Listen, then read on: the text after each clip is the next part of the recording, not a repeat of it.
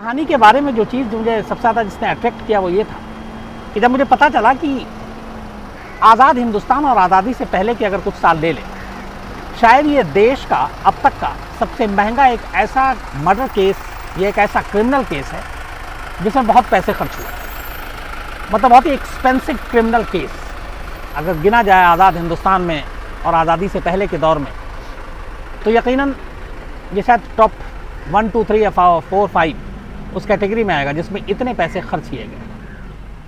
कहानी south India की है, कहानी तब के मद्रास की है जो आज चेन्नई है। एक ज़माने में बल्कि विजयनगर का शासन हुआ करता था। उसके बाद फिर मुग़ल सल्तनत आई, मुग़ल का शासन हुआ करता था। तो अलग अलग जो हिस्से थे पूरे उस इलाके में, साउथ में, उसमें एक मुग़ल रूलर ने यह किया कि जो जहाँ जिसकी ज़मींदार नवाब जो हुआ करता था, उन्होंने कहा कि ठीक है, तुम अपना जो तुम्हारा पॉलिटिकल एजेंडा है वो सब चलाते रहो, लेकिन हमें तुम्हें लगान देना होगा, टैक्स देना होगा। और साल में एक बार तमाम ज़मींदारों से वो लोग पैसे वसूलते थे टैक्स के नाम पर। तो बाद में खैर अंग्रेज़ आए, अंग्रेज़ों ने फिर उसको अपने कब्ज़े में ले लिया और ये सारा सिस्टम ख़त्म हुआ, लेकिन नवाबियत ज़मींदारी तब तक चलती रही।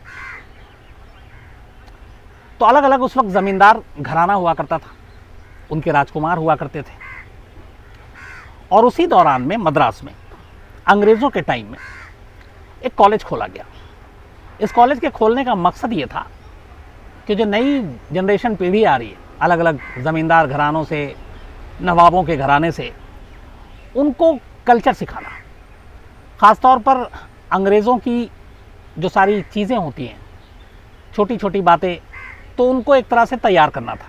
उसमें घुड़सवारी हो, उसमें निशानेबाजी हो, यहाँ तक कि अगर आप महिला गेस्ट के साथ हैं तो उनको कैसे आप अपने हाथों से पकड़ेंगे, कैसे डिनर टेबल तक ले जाएंगे, उठने बैठने, घुड़सवारी, शूटिंग, हर चीज़ की तालीम देने के लिए एक कॉलेज खोला गया था। इस कॉलेज का नाम था नेविंगटन हाउस और ये मद्रास में खोला गया था। तो इस नेविंगटन हाउस कॉलेज में सिर्फ़ और सिर्फ जो बड़े बड़े रईसज़ादे थे उनके बच्चों को पढ़ाई के अलावा ये सारी चीज़ें सिखाई जाती थी कि आप शाही परिवार में कैसे उठेंगे बैठेंगे, कैसे घुड़सवारी करेंगे, कैसे निशानेबाजी करेंगे, कैसे ऊंची ऊंची महफिलों में आपका बर्ताव होगा, बिहेव होगा, आप वहाँ खाना कैसे खाएंगे, लोगों से मिलेंगे कैसे, बात कैसे करेंगे। तो कुल मिलाकर जो एक स्कूल कॉलेज में पढ़ाया जाता है, यहाँ पे एक आपका पूरा जो एक शख्सियत है आपकी, उसकी ट्रेनिंग दी जाती थी। तो नेविंगटन हाउस ये स्कूल बल्कि कॉलेज मद्रास में था और इसी कॉलेज की कहानी है ये। इस कॉलेज के प्रिंसिपल थे उस वक्त डी लाहे, बल्कि डेलाहे भी बोलते हैं इनको, डेलाहे। ये एक बहुत बड़े स्कॉलर थे और इस कॉलेज के प्रिंसिपल थे और कहते हैं कि ये बेहद सख्त थे और जितने भी उस वक्त नवाबों के, ज़मींदारों के घराने के जो बच्चे आते थे उनके लिए बड़े स्ट्रिक्ट रूल थे और इसीलिए बहुत सारे बच्चे उनसे नाराज़ भी रहते थे, गुस्सा भी रहते थे और कई बार मनमुटाव भी हुआ। लेकिन ये एक तरह से इतने स्ट्रिक्ट थे कि सारी जो बातें थी वो डेलाहे की ही चलती थी, पूरा हुक्म उन्हीं का चलता था। डेलाहे की शादी हुई थी, एक और इंग्लिश वुमेन थी, वो मैकोमिक, तो ये मिसेस डेलाहे थी और ये दोनों उसी कॉलेज कैंपस में मद्रास में रहा करते थे, नेविंगटन कॉलेज। रहने के दौरान कई बार ऐसा हुआ कि कुछ बिगड़ैल रईसज़ादे जो थे उनको प्रिंसिपल की ये सारी चीज़ें, सख्ती, ये सारी चीज़ें बर्दाश्त नहीं थी और वो चाहते थे कि प्रिंसिपल उनकी, मतलब जिस बैकग्राउंड से आते हैं तो थोड़ी रिस्पेक्ट दे, इज़्ज़त दे। तो इसको लेके कई बार कुछ अलग अलग जगहों पे प्रिंसिपल के साथ मनमुटाव हुआ। इस कॉलेज की एक खासियत और थी, इसमें जितने भी ज़मींदार घराने के लोग आते थे उनके बच्चों को, लड़कों को नाम से नहीं बुलाया जाता था, बल्कि उनकी रियासत और विरासत के हिसाब से बुलाया जाता था। मतलब उनकी जो, जहाँ पे उनकी हुकूमत चलती थी, जैसे किसी एक इलाके का ज़मींदार वो है तो उस इलाके का जो नाम होगा वो उस बच्चे का नाम होगा, उस स्टूडेंट का नाम होगा। जैसे एक उस वक्त में दो बहुत ही रिचेस्ट साउथ इंडिया में ऐसे घराने थे ज़मींदारों के, एक था सिंगमपत्ती और दूसरा था कादम्बुर। कादम्बुर घराना और सिंगमपत्ती, ये दो ज़मींदार घराना बहुत ही उस वक्त मतलब बहुत हाई फाई माना जाता था, बहुत ज़्यादा इनके पास पैसे थे, रिचेस्ट पर्सन थे ये। और इन दोनों में भी सिंगमपट्टी सबसे ज़्यादा अमीर था तो सिंगम पट्टी घराने का एक लड़का वहाँ पढ़ता था, एक कादम्बुर घराने का जो ज़मींदार घराने का था, ये दोनों वहाँ पढ़ते थे। 15 अक्टूबर 1919, 15 अक्टूबर 1919 की बात है। डेलाहे रूटीन के मुताबिक कॉलेज कैंपस का चक्कर लगाने के बाद उसी कॉलेज कैंपस में उनका अपना प्रिंसिपल का एक घर था, वो वापस लौटते हैं। डिनर करने के बाद थोड़ा सा वॉक करते हैं, जो तमाम स्टूडेंट होते हैं उनको गुड नाइट भी करते हैं और फिर अपने घर में चले आते हैं। उनकी वाइफ मिसेस डेलाहे वहीं पे थी। उसके बाद जिस कमरे में ये सो रहे थे उसमें 2 बेड था। एक बेड पे डेलाहे सोते हैं और उनके बराबर वाली बेड पे, दूसरी बेड पे उनकी वाइफ सोती है। रात करीब 10 से 11 बजे का वक्त हो जाता है। 8:30 के पास वो सब डिनर विनर करने के बाद सो जाते हैं। 11 साढ़े 11 के वक्त अचानक इस नेविंगटन कॉलेज के हॉस्टल में, और वहाँ पे जितने स्टूडेंट थे सब लगभग वो भी सो रहे थे, कुछ जाग रहे थे। मिसेस डेलाहे की एक चीख सुनाई देती है बहुत तेज। बच्चे घबरा जाते हैं, लड़के जो थे वो सब भाग, और इस चीख के साथ एक फायरिंग की आवाज़ आती है, गोली चलने की। चूंकि चीख प्रिंसिपल के घर से आई थी, मिसेस डेलाहे चीख रही थी, सारे स्टूडेंट वहाँ भागते हैं। दौड़ कर जब वो अंदर दाखिल होते हैं तो देखते हैं कि जिस बेडरूम में प्रिंसिपल डेलाहे सो रहे थे, बिस्तर पर खून से लथपथ उनकी लाश पड़ी है। उनकी बाईं कनपट्टी पे गोली लगी हुई है और एक राइफल पड़ा हुआ है बेड के पास ही, और एक खोखा भी पड़ा हुआ है। अब ये जब सारी चीज़ें देखी गई तो फ़ौरन एक स्टूडेंट ने उसमें फ़ोन किया लोकल पुलिस को। लोकल पुलिस वहाँ आती है, तफ्तीश करती है, हॉस्पिटल ले जाया जाता है। तब तक उनको डेड डिक्लेयर कर दिया जाता है। अब इसके बाद मामले की जांच आगे बढ़ती है। चूँकि एक ऐसा कॉलेज जिसमें सारे बड़े बड़े घराने के लड़के पढ़ रहे हैं और उसके प्रिंसिपल का इस तरह से कत्ल, तो उस वक्त ये खबर अपने आप में 1919 की बात कर रहे हैं। मतलब बहुत ज़्यादा लोग इसको अखबारों में और तमाम जगहों पे पढ़ने लगे और ये छपने लगा, क्योंकि इसके पीछे फिर एक के बाद एक कहानी और खुलासा होने लगा। ये हुआ कि ये कत्ल क्यों हुआ। पहली चीज़ तो रूल आउट कर दिया जो इन्वेस्टिगेटिंग एजेंसी थी उस वक्त, ब्रिटिश पुलिस वाले ही थे, कि सुसाइड नहीं, एक मर्डर है। जब तफ्तीश ली गई, तलाशी ली गई, तो फिर पता चला कि उनके घर से एक और राइफल मिला है। अब इस 2 राइफल की थ्योरी ने मामले को थोड़ा उलझा दिया, ये दूसरा राइफल क्यों है। तमाम स्टूडेंट से बात की गई, कोई नतीजा नहीं निकल रहा है। इस दौरान में अब कुछ चीज़ें र्यूमर उड़नी शुरू हुई। उस पर एक पहली ये हुई कि जो मिसेस डेलाहे थी उनका कुछ स्टूडेंट्स के साथ लव अफेयर था। अब ये बात धीरे धीरे अंग्रेज़ अफसरों को भी पता चली। अब वो उस वक्त कमरे में भी मौजूद थी जब ये कत्ल हुआ था। तो अंग्रेज़ों ने पहला काम ये किया कि ये चीज़ जब मीडिया में और तमाम चीज़ें आने लगी, उन्होंने मिसेस डेलाहे को फ़ौरन मद्रास से लंदन वापस भेज दिया और कहा कि जब तक ये केस ख़त्म नहीं होता आप निकल लीजिए, ताकि और ज़्यादा कुछ इस बारे में गॉसिप और ये सारी चीज़ें ना उड़ें। अब उनको भेज दिया गया, तफ्तीश होने लगी। अब अंग्रेज़ मुखबिर जासूस भी लग गए, कातिल का कोई सुराग नहीं मिल रहा है। धीरे धीरे जब छानबीन चलने लगी तो अचानक जीरो इन करते हुए 2 घराने के ऊपर जाकर शक टिक जाता है, एक कादम्बुर घराना और एक सिंगम पट्टी। अब मतलब ये 2 घराना, जैसे मैंने आपको बताया कि दोनों लड़कों का नाम है, क्योंकि वहाँ रियासत के हिसाब से नाम था। तो इसकी वजह क्या थी। तो इसकी वजह ये कहा गया कि इनमें से एक जो है वो प्रिंसिपल से नाराज़ रहता था, सिंगम पट्टी, और उसने कई बार अपने दोस्तों से कहा था कि प्रिंसिपल को मार देना चाहिए। तो ये लाइन जो है ये कहीं ना कहीं पूछताछ, इंट्रोगेशन के दौरान में अंग्रेज़ पुलिस अफसरों तक पहुंची।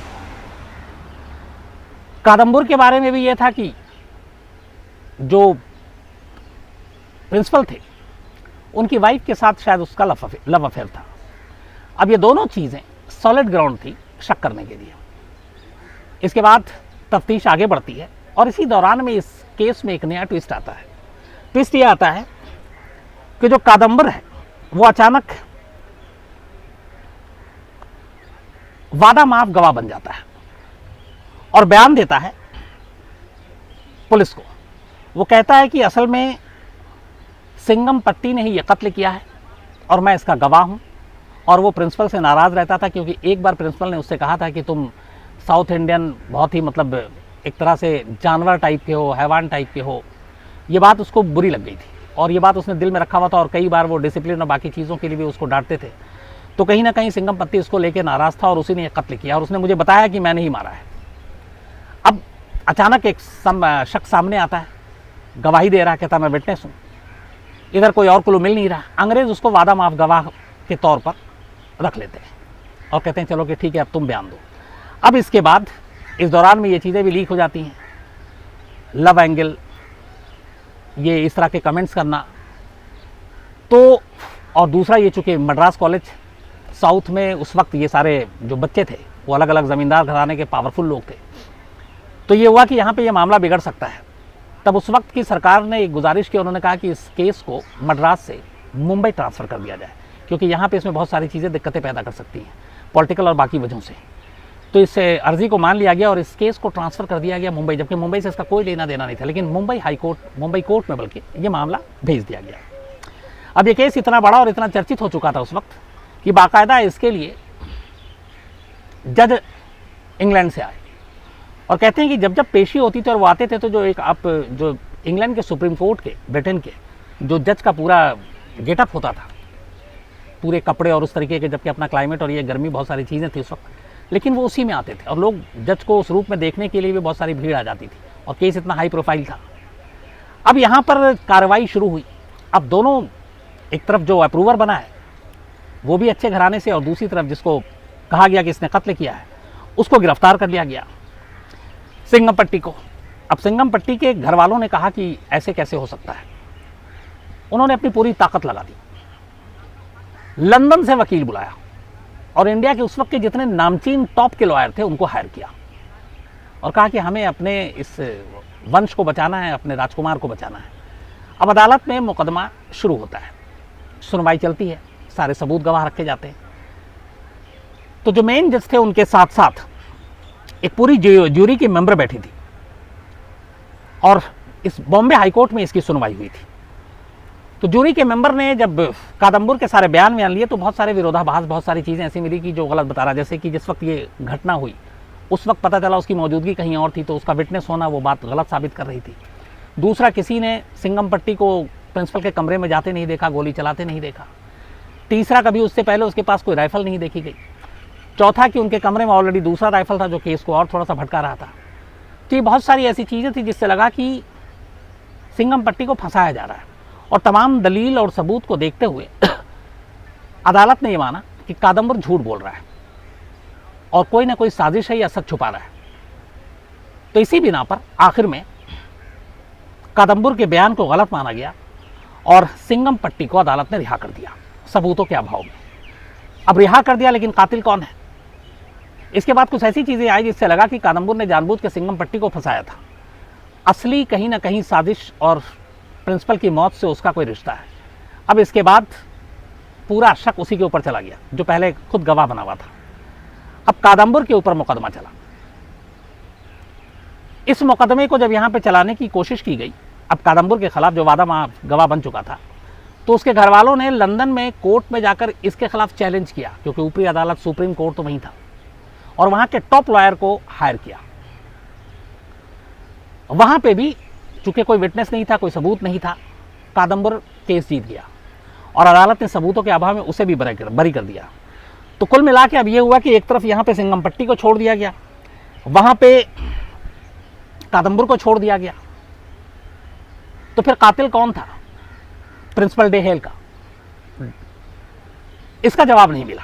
अब इस दौरान में जब ये मुकदमा चला और केस सारी चीज़ें चली, तो पता चला कि सिंगमपट्टी को बचाने के लिए और बड़े बड़े कीमती वकीलों को हायर करने के लिए, लंदन तक से उस ज़माने में वकील बुलाने के लिए, उसके फादर ने, जो सिंगमपट्टी के ज़मींदार थे मेन, अपने 12,000 हेक्टेयर ज़मीन बेच दी। 12,000 हेक्टेयर ज़मीन को बेच दिया था।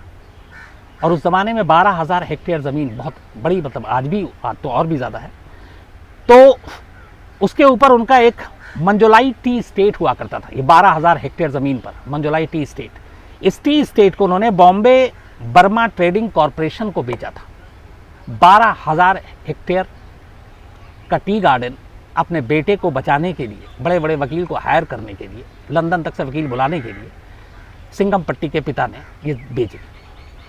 इसी के बाद ये कहा जाता है कि प्री इंडिपेंडेंट, आज़ादी से पहले और आज़ादी के बाद, हिंदुस्तान के अगर कुछ क्रिमिनल केसेस हैं और मर्डर का कोई मुकदमा है, तो शायद सबसे महंगे मुकदमे में से एक ये केस है जो नेविंगटन कॉलेज मद्रास का केस है।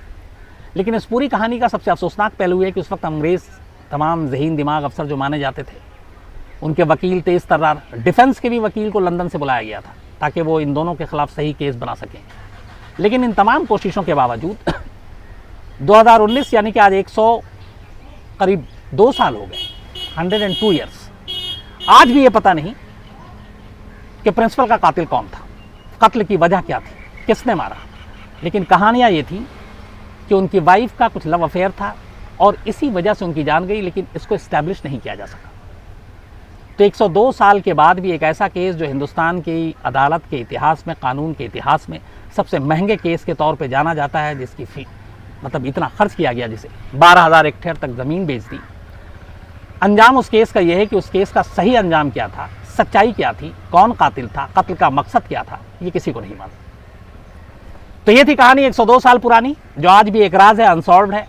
आज भी प्रिंसिपल के कत्ल की वजह और कातिल का कोई अता पता नहीं। अब तो शायद इस केस में कोई सुनवाई भी नहीं है, कुछ भी नहीं है। लेकिन हैरत की बात है कि 102 साल के बाद भी ये केस अनसॉल्व्ड है। और ये अकेला नहीं, ऐसे बहुत सारे केस हैं, आगे कभी कहानी में आपको इस तरह के केसेस भी सुनाएंगे। तो फिलहाल आज की कहानी में इतना ही।